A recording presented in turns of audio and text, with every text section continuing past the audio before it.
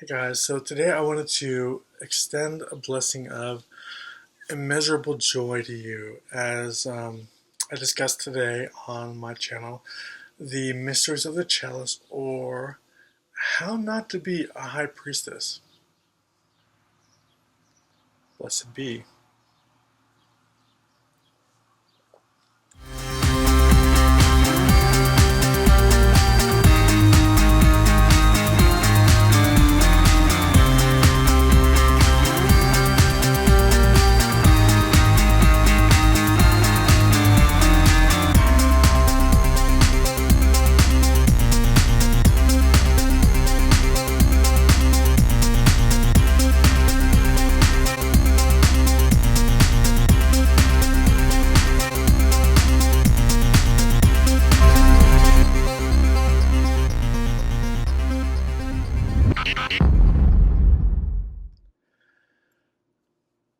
Hey, so I have been wanting to make this video for a long time now. I just haven't um, done it yet, really. But the chalice, everyone knows what a chalice is. They know what it symbolizes. It symbolizes the goddess. It's in every. It's just Wicca 101, very basic. However, the chalice signifies much more than that. Its mysteries are far deeper than that. The chalice is, by its nature, receptive. The purpose of the chalice is to receive, to bless, and to share. Therefore, by its receptive nature, it receives blessings, and by the fact that it is passed on the circle, it transmutes blessings from the altar, from the high priestess, from each witch within a circle. As it is passed around, it extends the blessings of the goddess around the circle. And in that sense, because it represents sharing, it also serves to bind a group. That is all to it. Simple, right? Well, some high priestesses and high priests that I've known over the years take the mysteries of their sacred tools for granted. They betray the mysteries of these sacred tools by their behavior and their actions towards members within a circle that they have presided over and extended these blessings to by passing the chalice around the circle, which is unfortunate. One high priestess in particular was holding a large Samhain gathering, and she had invited a new couple over from the area to attend her Samhain gathering, which was really open to the public. Usually they're held at a community building in the center of a town, but that particular year, she was a little late in getting the room, so she had to use her own home instead, which was large enough. It could definitely hold that amount of people. Unfortunately, um, after the ritual, this couple really did meander about and get to know each other. But because this couple hadn't personally thanked her, I'm I'm not even sure they knew that it was her home, or that it was she personally who had organized the event. Um, but that's really beside the fact, because the role of a high priest or a high priestess is a thankless job, and I even made this comment to her a couple of years after this transpired. But because this new couple to our group hadn't personally thanked her, she took a great deal of offense to it, to the point that she actually got on social media and publicly shamed them, telling them to the public and everyone who would listen on her Facebook page by name that she would never again be inviting them back to another ritual because they hadn't personally thanked her. Um, which is, in my view, that's bullshit. You do not hold a public ritual to be thanked. You hold a public ritual to get the local community together. And maybe it was just that they didn't feel particularly welcomed themselves. It could be that they were shy. It could be that they were introverted. Any number of reasons could account for the fact that they didn't thank her. Uh, Um, I know that I was more than warm and hospitable towards them. A lot of us were. There was still no excuse for actually publicly shaming anyone to whom you've just, passed around a chalice and blessing and consecration to them.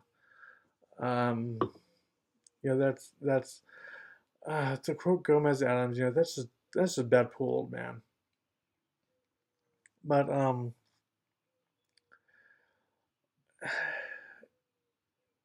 it gets worse from there.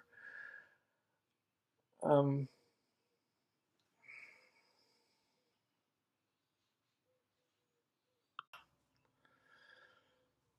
so sometime later, about several months later, I think, probably in April. It was after the spring equinox because it was an Ostara ritual that she was holding again at her new home, which was just a small apartment type condo in the projects in a town nearby where I live. Um, and, and of course, it was because it was a Stara, it was a gift basket exchange during this ritual, and everyone knows that I can't afford much, but when I do, I really try and put my heart into it. That I try and make the most out of what little I have, and I always felt that they appreciated that. Unfortunately, and this doesn't have to do with the basket that I created that year, but um, after this ritual and after this gift basket exchange, um, this woman, this high priestess, again got on social media and began blasting, um, really lambasting someone for having submitted a basket that, well, two baskets really. One that didn't have any pagan content in it whatsoever, because there were new people in our group again that time. They may not have quite understood the concept of the gift basket we were given, because they were supposed to be really pagan themed, and I always try to make mine very very witchy themed. But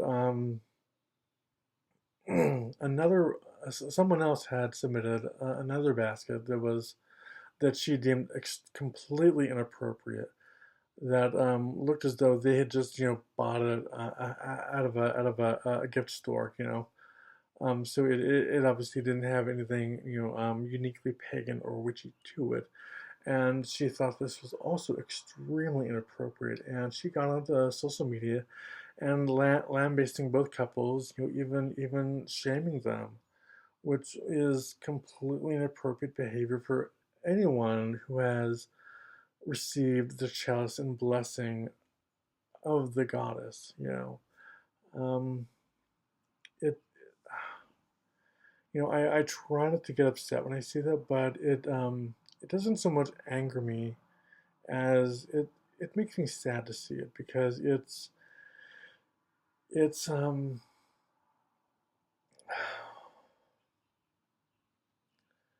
unfortunate behavior within the pagan community that really makes us look bad, um, because people judge us by her behavior, by the behavior of the so-called elders within our community who are leading our rituals or our gatherings. At least, however, I can say that the people she has taught and trained are actually much more competent than she ever could even dream of being herself. So that's saying something, because the people she has taught have just huge hearts, which is much more than I can say for her. Um, it's just heartbreaking all around. No one should ever be shamed by any religious official whatsoever. And I know that I would never do this. I would try and ensure that everyone knew what was to be expected, in a very polite manner. I would never shame anyone, especially on social media. I would never, say that so and so is not going to be welcome at our events anymore. Um, and I think that was probably the last year that I was actually part of this group. Um, and to this day, I really don't know why. Um,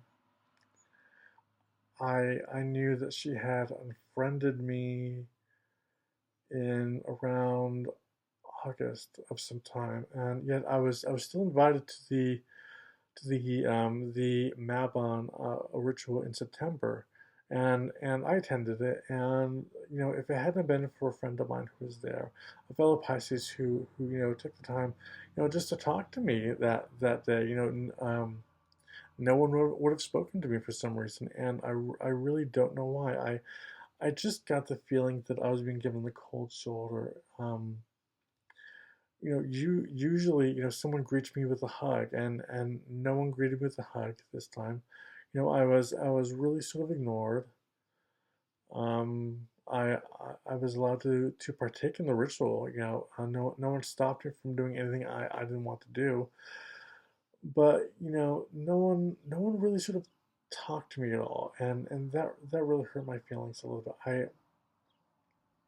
It's not that anything was said to me personally, but I just felt unwelcomed. Um, Intuitively, I felt unwelcomed. And I, I still to this day I have no idea why. Um, but I have never been invited back to another ritual. In fact, I actually learned, since that transpired about 4 or 5 years ago, that the High Priestess actually took one of my ideas for a sound ritual, which was to use a ritual bell during it to pass around the group, to let them sort of ring it as they invoked the name of their own ancestor into the circle. Because the bell is used in invocations often. And I felt that was a good idea to help make the sound ritual more audience participatory, because as it was, she sort of made it all about her in a sense by sort of leading the ritual and saying, you do this, you stand here, da da da, yada yada yada. And during the whole ancestor invoking part, she simply walked around herself, almost as though she were in the role of an intermediary within the ritual, to each person as they whispered the name of who it was they were invoking, or were wanting to remember during that ritual. Um, so I gave her this idea. I even tagged her in it, and when I looked back at my post, I saw that she had untagged herself in it. And it was then that I realized that I had been unfriended by her, which is a shame. You know, um, I always got the feeling as though I was being kept around, to make her look better in a sense, as though I were the token gay, or as if um, I were sort of her personal resource for magic and knowledge of herbal magic, especially because it's my specialty, and I'm writing a book on that subject. But when I became of no more use to her, or when she felt that she were too big for her britches, perhaps, I was, sort of dismissed without even a word as to why. Um, Before this all transpired, she even, sort of, she sent me a very hurtful note. I'd always felt that I was a part of this group, and I still feel that today, at least in spirit, because I made some good friends there. However, she, well, what I did was I asked, I didn't impose, I simply asked if anyone would have a problem with me giving, a short lecture on the rights of autumn, which I've actually written a paper about. And um, several weeks later, no one responded. Then she private messaged me and basically told me not to post anything, not to post any agenda in their group again. And if I want to teach, I should go for my own group, which that really upset me, because I thought I was more welcome than that. That I was a part of the group, but apparently it had apparently evolved, as sort of an extension of her personal coven, even though she has, from one former member of her coven, has an unfortunate reputation of actually, um, talking, speaking badly about the members of her coven behind their back, and that's really unfortunate behavior. She calls them names, makes fun of them behind their backs. I would never do that. I can't imagine why anyone donning the mantle of the high priesthood would even want to speak ill of someone within their own coven, when a coven is supposed to be an extended family, a family that you choose. That is necessary for the hive mind of a coven to function. And when you have sort of you have behavior like that is ripe with animosity. It prevents that level of a psychic hive mind from forming. And so, really, that is sort of my experience working with groups, and this isn't to say that I would turn down another group, just that I would be a little more particular in the group that I choose to work with in the future. So, that being said, again, I want to give a toast to you that you experience immeasurable joy in the coming weeks, months, and years. And